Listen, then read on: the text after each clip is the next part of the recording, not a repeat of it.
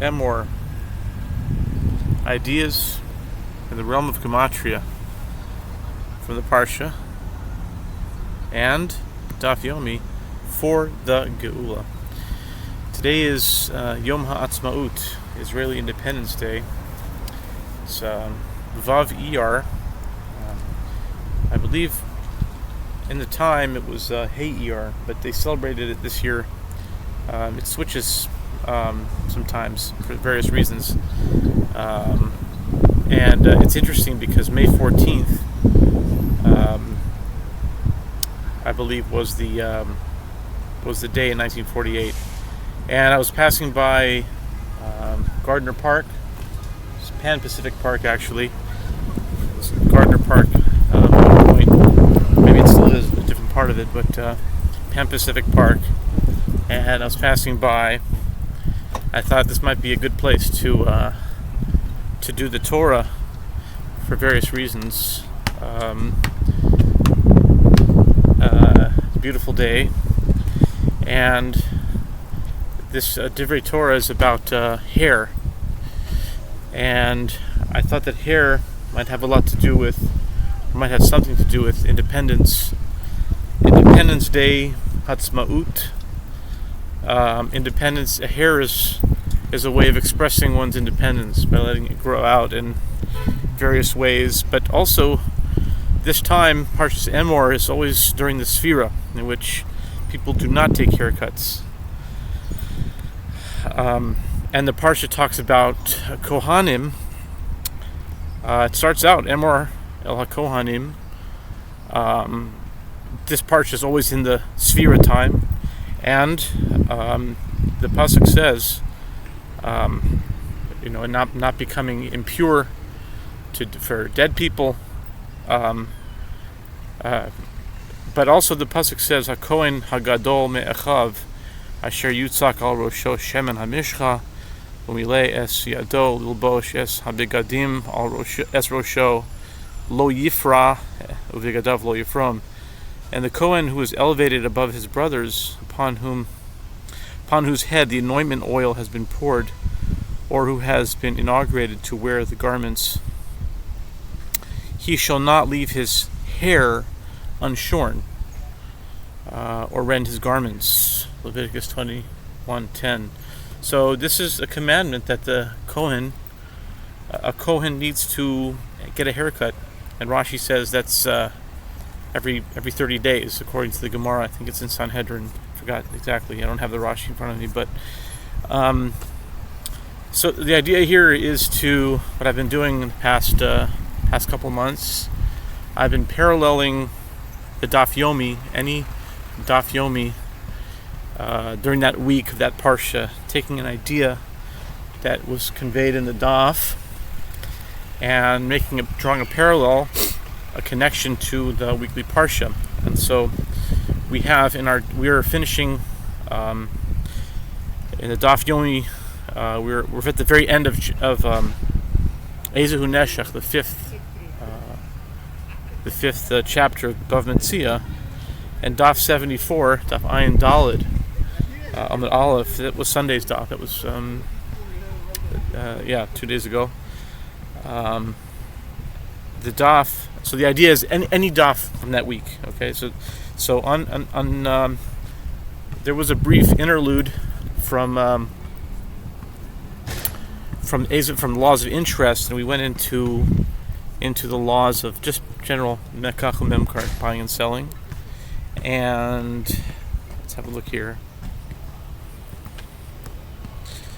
There was a brisa. Sorry, not a brisa. It's Emor of Poppy. I think he's an Emor Mishmei de Rava. Okay, so it's not a brisa. He says that it was talking about different cases of ethical business practices. So he says, in the name of Rav Papi said, in the name of Rava, in this case of labeling an item with a marker, which was commonly used to indicate that specific merchandise had been sold, even though the buyer had not yet paid and the item was still located in the seller's warehouse. The labeling affects acquisition of the merchandise for the buyer. The Gemara asks, with regard to what halacha was this said? what is the significance of this acquisition? Rav Chaviva said it means to actually effect acquisition. In other words, that the merchandise belongs to the buyer for all intents and purposes. Rabbanan Amri lekabole ale mishapara. The rabbi said that basically the idea is if you want to buy something. Let's say back in the day, they had, probably today also, you can mark something, and even though it's not actually bought yet, it's marked for the person who's going to buy it. So the Rabbanan say that it doesn't actually contractually obligate the seller to hold it for him, but they will be subject to what is known as mishapara. Mishapara, it's like a curse, a rabbinical injunction, a rabbinical curse that so anyone who backs out of a business deal and they've committed to do that, it wasn't in writing. So okay, so you can't enforce it in this world, but you'll get a mishapara, meaning whoever paid the generation of the flood or the Sodom and Gomorrah, meaning God, whoever pays back for wrongdoing will pay back the person who doesn't keep their word.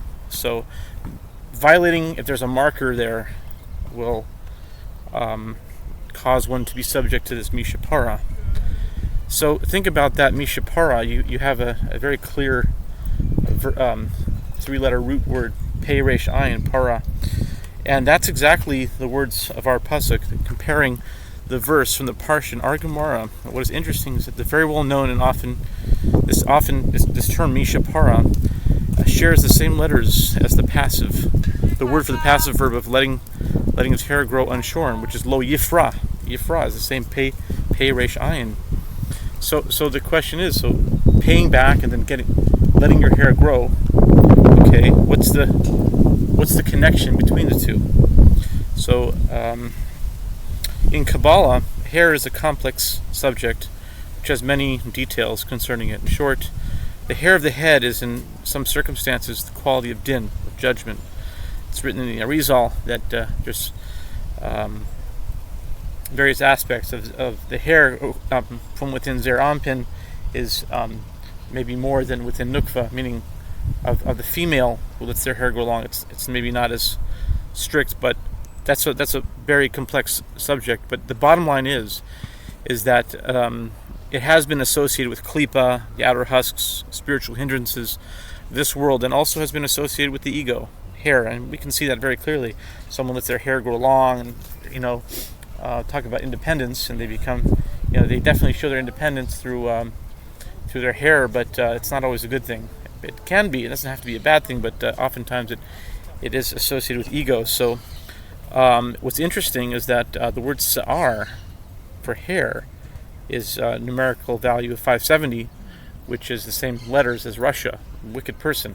Not to say that hair is wicked, but just to give the idea that one who is wicked is concerned with themselves and selfishness, and we can see how hair can lead to that. So connecting that to the Kohen is a priest. A priest is an individual who serves and ministers not only to God but to his fellow as well. The Kohen is well acquainted with and must have the quality of love and mercy to minister and intercede on behalf of an individual. For this he must remove excess hair, which can represent ego, harshness, and judgment. We can now see the connection to the terminology in our Gemara of mishapara, one who exacts payment. It's God is paying them back. Para also means payment, but it also means to let the hair grow out. This is the quality of judgment being exercised. But let's not forget the quality of hair growth. It does not grow overnight. It grows slowly. You cannot see it grow. It grows over the course of many days, weeks, and months. It grows slowly. It is written that God is merciful and slow to anger. And let us consider this in the hair analogy as well. That while there is judgment, there's always mercy as well. Have a great Shabbos.